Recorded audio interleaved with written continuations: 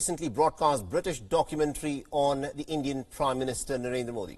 Propaganda documentary BBC बनाता है और सामने रखता है। गुजरात दंगों पर बनी बीबीसी की डॉक्यूमेंट्री।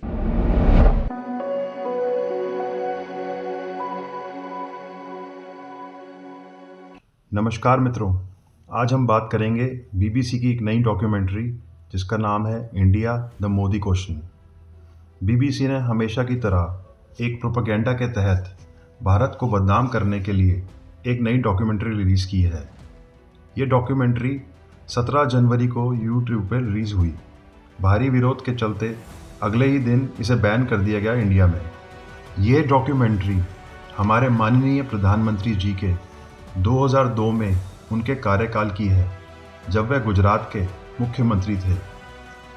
इस डॉक्यूमेंट्री में उन्होंने मोदी जी पर गंभीर आरोप लगाते हुए गुजरात दंगों की पूरी जिम्मेदारी उन पर लगा दी है, जैसे कि पुलिस को कार्रवाई करने पर रोक लगाना और मुस्लिमों के विरुद्ध भीड़ को भड़काना। लॉर्ड रेमी रेंजर, जो कि यूके में सांसद हैं, उन्होंने भी बीबीसी की इस हरकत की निंदा की है और इसे भारत और भारतीयों का अपमान बताया है। भारत दुनिया का सबसे बड़ा लोकतंत्र है और जनता ही चुनावों द्वारा सरकारों को चुनती आई है। इस तरह की छवि रखने वाला कोई भी व्यक्ति भारत में इलेक्शन तक नहीं लड़ सकता। यहाँ मैं आपको बताना चाहूँगा कि गुजरात दंगों में गुजरात हाई कोर्ट और सुप्रीम कोर्ट ऑफ इंडिया दोनों ने ही श्री नरेंद्र मोदी जी को क्लीन चिट दे दी है। इसके बाद भी अगर बीबीसी ये कार्य करता है तो और कुछ नहीं, वह हमारे देश की छवि और माहौल दोनों ही खराब करना चाहता है, जो कि कोई नई बात नहीं है।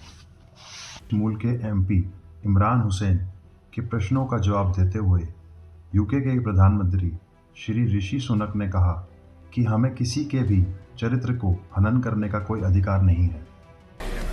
Well, Mr. Speaker, the UK government's position on this has been clear and long-standing and hasn't changed. Of course, we don't tolerate persecution where it appears anywhere, but I'm not sure I agree at all with the characterization that the Honourable... जैसे कि हम सबको पता है कि BBC UK का आधिकारिक channel है।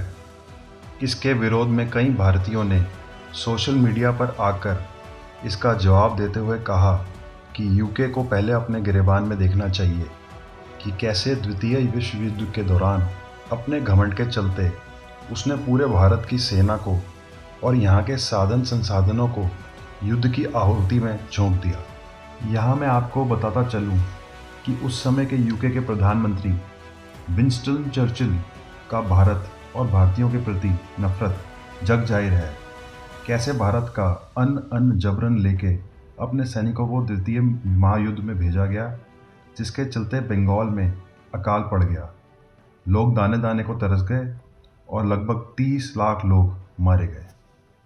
यूके सरकार इस समय भारत की आर्थिक शक्ति और एशिया में उभरती महाशक्ति के तौर पे देखता है और उससे वह अच्छे संबंध रखना चाहता है। इसलिए यूके संसद में भी ये आवाज़ें उठने लगी हैं कि इस तरह की डॉक्यूमेंट्री को बैन कर देना चाहिए और भविष्य में ऐसा कुछ और नहीं करना चाहिए जिससे माहौल और रिश्ते बिगड़ें। आप इस मुद्दे पे क्या सोचते हैं, कृपया करके कमेंट कीजिए। आपका ये योगदान हमारे लिए सराहनीय है।